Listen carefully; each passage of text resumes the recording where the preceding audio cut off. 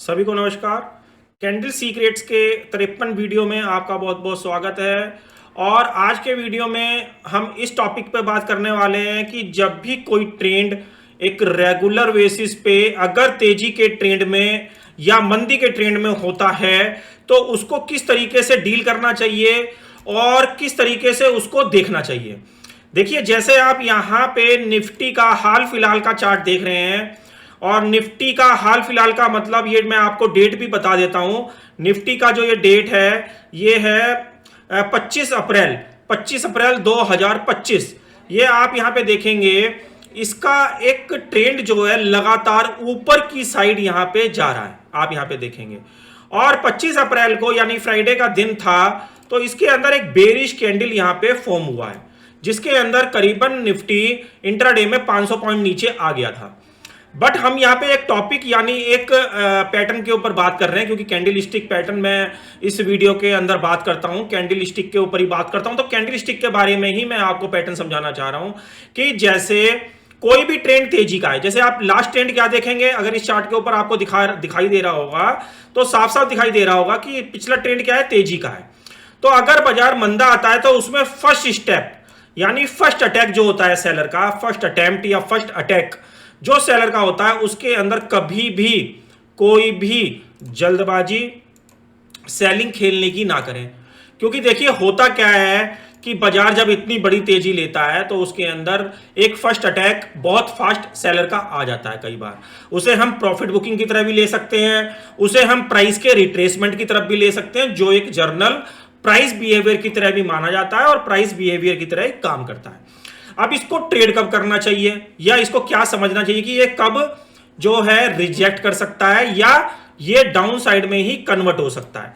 देखिए, इसके लिए हमें करना क्या पड़ता है कि जैसे फर्स्ट अटेम्प्ट ये इसने यहां पे दिखाया कि फर्स्ट अटैक है सेलर का, तो इसके अंदर कभी भी जब जो भी लो बने, जैसे इसके अंदर क्या लो दिखाई दे रहा है आपको, 23,800 का आप मान लीजिए सेफ साइड, क्योंकि इसका जो लो है वैसे 23,850 का है इस वाली कैंडल का, जो कि शुक्रवार की कैंडल है और किसी न्यूज की वजह से ये कैंडल यहां पे फॉर्म हुई है। तो इसका तरीका क्या होता है कि बाजार टेम्परेरी एक बेयर अटैक हुआ है या ये कंटिन्यूएशन में रिवर्स कर रहा है। तो 23,800 के नीचे यानी इसके लो के नीचे यदि मार्केट कंटिन्यू सस्टेन कर दे अगले नेक्स्ट ट्रेडिंग डेज में, इसके लो के नीचे कंटिन्यू सस्टेन कर दे और उसके नीचे ट्रेडिंग करता रहे और एक बार भी इसके ऊपर ना जाए, तो आप ये समझ लीजिएगा, तब हम बोलेंगे इसे एक ट्रेंड रिवर्सल। ट्रेंड रिवर्सल का मतलब जो अब तक तेजी का ट्रेंड बनता आ रहा था इतने दिनों से, वो एक मंदी के अंदर कन्वर्ट हो गया है, क्योंकि इसने जो फर्स्ट अटैक हुआ उसके बाद इसके लो के नीचे भी सस्टेन कर दिया है।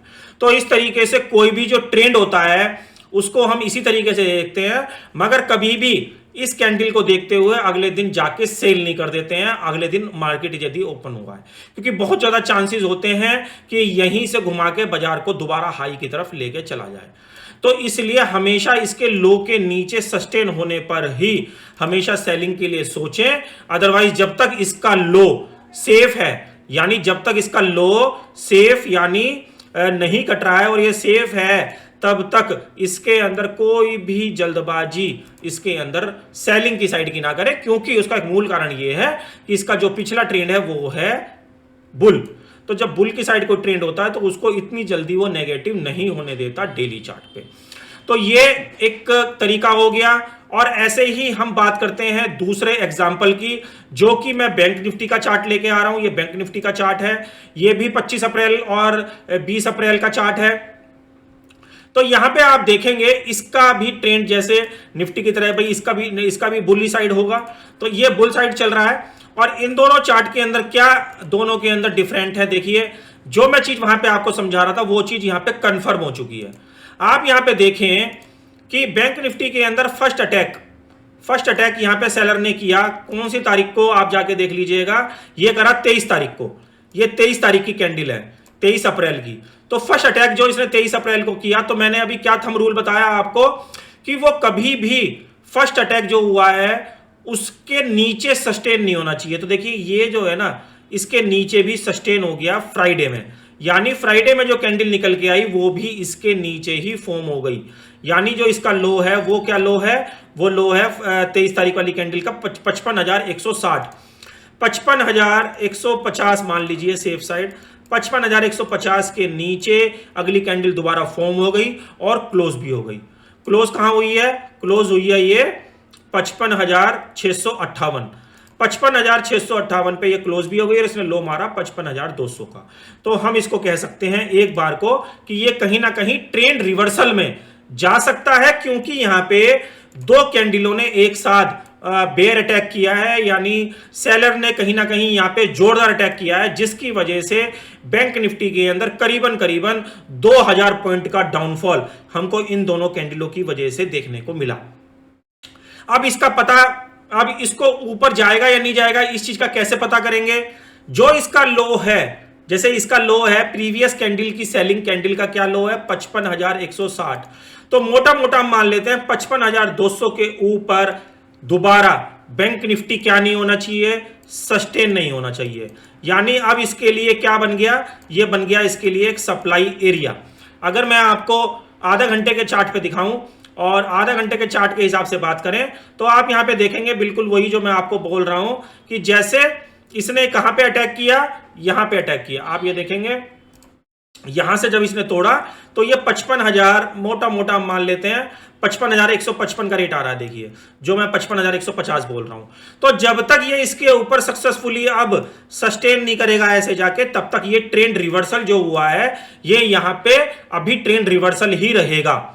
और ये रिजेक्ट कब होगा, इस पॉइंट के ऊपर, यानी इस वाली सप्लाई के ऊपर। यदि ये सप्लाई के ऊपर सक्सेसफुली सस्टेन हो जाता है अगले दिन जाके, तो ये यहां पे रिजेक्ट हो जाएगा, जो इसने यहां पे एक बेयर ट्रेंड दिखाने की कोशिश करी थी हमको प्रीवियस 2 दिन के अंदर। तो इस तरीके से हम किसी भी चार्ट को एनालाइज करते हैं, और अगर ये 55,150 या 55,200 के नीचे बना रहता है प्राइस, जो कि अभी रनिंग में बंद भी हुआ है, तो ये कंटिन्यूएशन में नीचे जा सकता है। तो इस तरीके से हम किसी भी चार्ट को एनालाइज करके उसके अंदर ट्रेडिंग करते हैं। तो इसलिए कभी भी जब भी डेली चार्ट पे इस तरीके के पैटर्न फॉर्म हो तो इन छोटी छोटी चीजों का जरूर ध्यान रखें, उसी के अकॉर्डिंग वहां पे बाई और सेल को प्लान करें। तो आशा करता हूं ये जो रिवर्सल पैटर्न के रिवर्सल किस तरीके से होते हैं डेली चार्ट के मुताबिक, ये जो महत्वपूर्ण बातें मैंने आपको इस वीडियो के द्वारा बताई, ये कहीं ना कहीं आपके काम आएगी। काम आए तो प्लीज वीडियो को लाइक और शेयर जरूर करें। मिलते हैं अगले वीडियो में, तब तक के लिए ओम नमो भगवते वासुदेवाय नमः।